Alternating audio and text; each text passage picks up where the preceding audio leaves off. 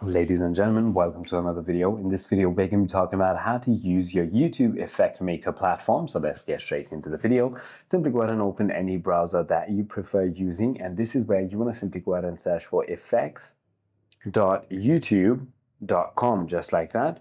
Once you've done that, you're going to be taken to a complete different page. So YouTube Effect Maker is a web-based platform that allows you to design a custom augmented reality AR filters and interactive experiences for YouTube Shorts.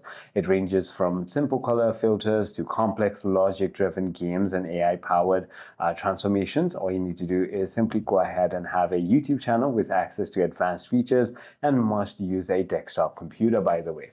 So all you need to do is use face paint or makeup or tattoos, face accessories to attach 3D items to head and stretch to distort facial features as well. You can add interactivity like visual scripting, testing and submission, and so on. I hope this video clarifies everything for you. If you have further more queries, feel free to comment down below and I'll see you on the next one.